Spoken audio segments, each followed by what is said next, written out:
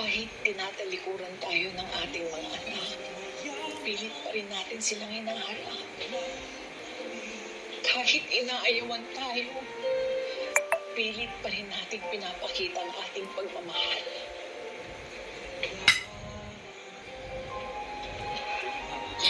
Huwag mong susubukan si David. Tess, huwag mo nang ulitin ang pagkakamali mong pagsuko kay Tanggol.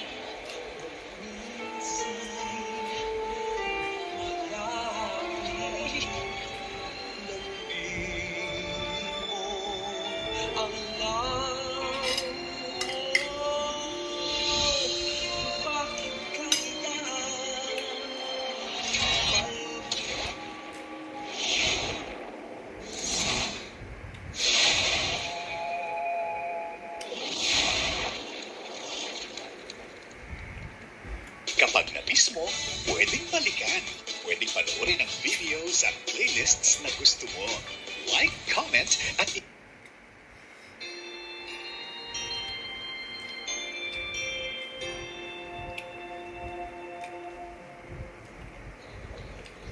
Agol. Paano yung bukas? Nadali na sa korte. Para litisi. Tanggol, tatakot ako. Baka patungan tayo ng estensya na pangapang buhay. Baka hindi tayo makalabas dito. Nakakatakot dito. Pag nabiyahe na tayo ng koreksyonal, siguradong iba-ibang tao ni mga kasalamuha natin.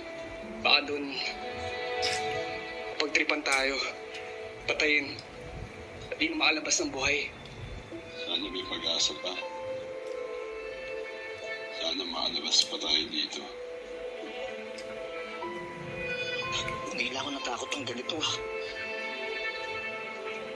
Samantalang dati, di ba, parang naglalaro lang tayo. Wala tayong kinakatakutan kahit sino sinasagupa natin. Pero pag ganito pa lang, nakakulong tayo. Bigla mo palang may isip yung mga kamali ang ginawa natin. Kahit pala nung tapang ko, panghihinaan ka talaga ng loob. Pare-pareho tayo na iniisip ngayon. Pare-pareho tayo na natatakot.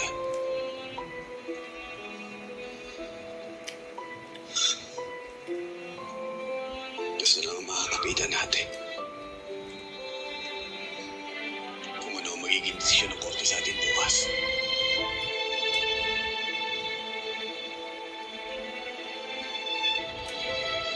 Sana lang. Hindi ba ito ang huli para sa ating lahat?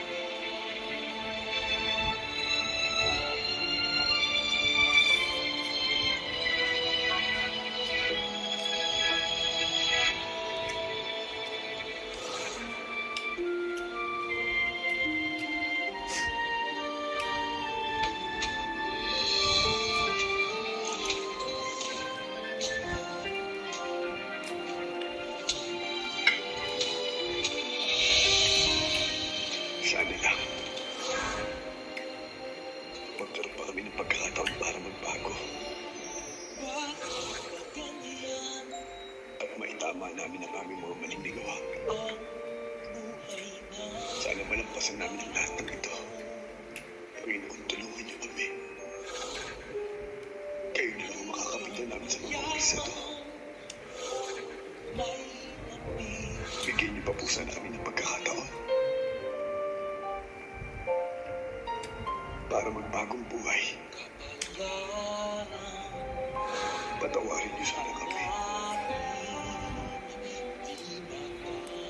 Ang santo-santuhan Nakadali. magaling magtago ng kasalanan. Importante ko sana ang galing. Alamin mo kung anong totoo. Kaya ngayong Miyerkules, Anong oras ba yung hearing nila Tanggol? Mamaya po, dadali na din po sila doon. kilatisin ang taong nasa iyong harapan. Tanggol, Bakit ba? at pwede pa kitang mayakap. Naalala ko lang kasi ang anak ko sa'yo.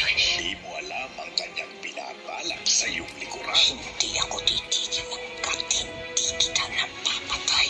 FPJ Batang Quiapo. Kapag na-miss mo, pwedeng balikan. Pwedeng panoorin ang videos at playlists na gusto mo. Like, Pag yung comment, malaman at kung i-share ano, ang videos kasama ng lumalaki nating pamilya sa online world. Something nga to.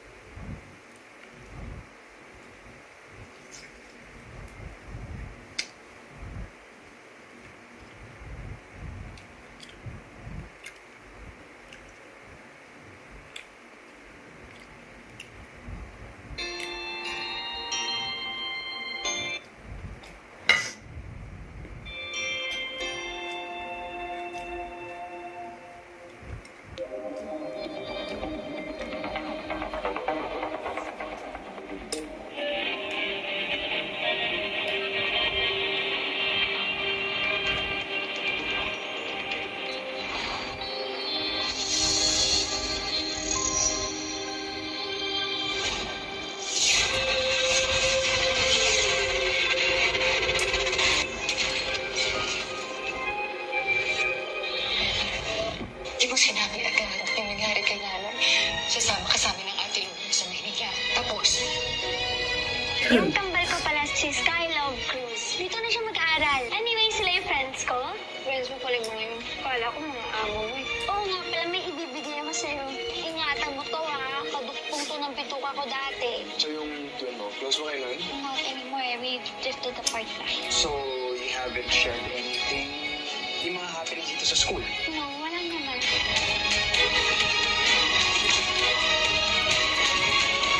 Mabuti at hindi na nakarating sa auditorium sa unasan ng biktima. nagradyo ka agad ako sa mga kasamahan ko. Naharangan yung daan papunta dito. Bakit ka nandito na? Hindi ba sumasakto naman masyado? Nagro-ronda po ako kanina. Sir, may nakita po ako. Pero hindi po ako sigurado dun sa nakita ko kung sino siya.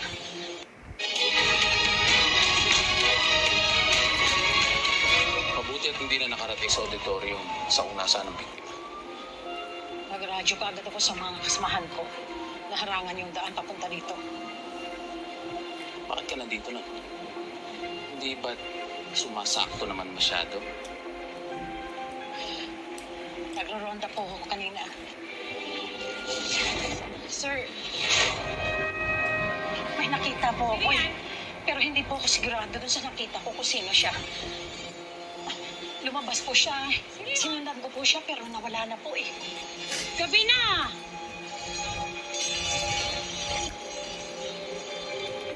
Sino yan? Sino yan?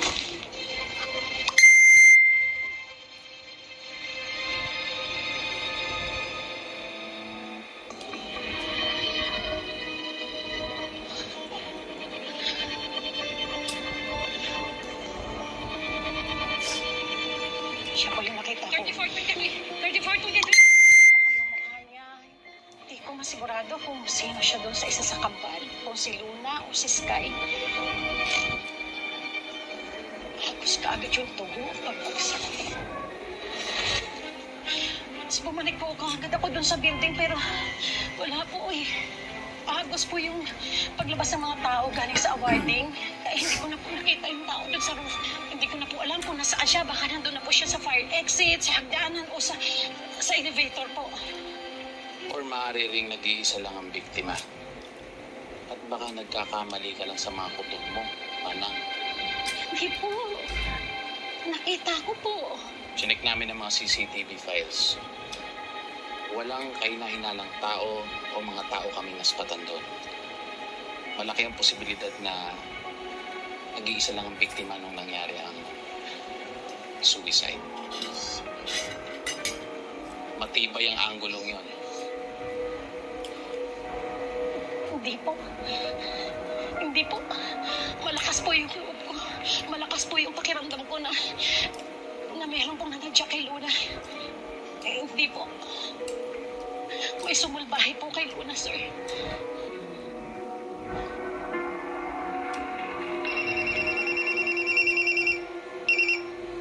Hello? Yes, Gov. We're trying to control the situation. No.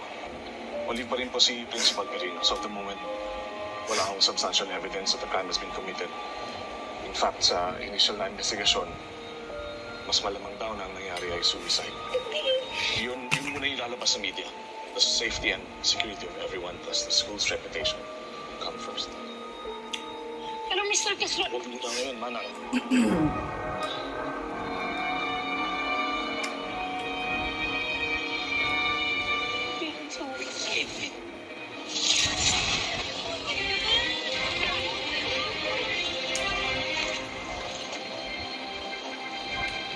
Tabi, ano pangalan ng biktima?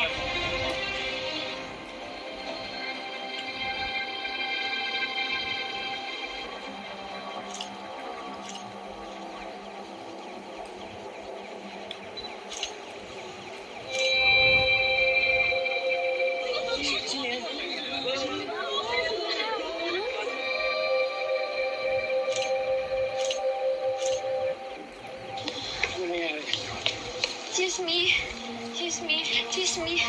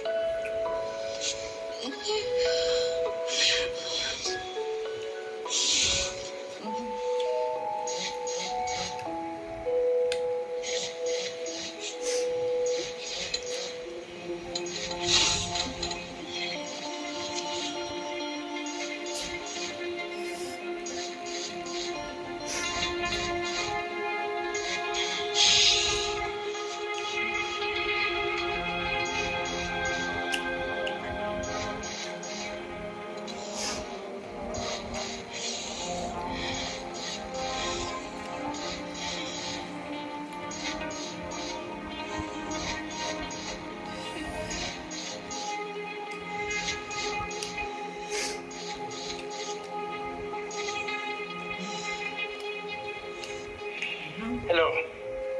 Isang linggo na akong tumatawag sa'yo. Ngayon ka lang sumagot. Hindi mo lang sinabi sa akin na may suicidal tendency si Luna. Tandaan mo, sa poder mo namatay ang anak ko. Ano? Lintik kang babae ka? Ayusin mo yung natitira mong anak, ha? Nag-iisa na lang yan. Tuwag!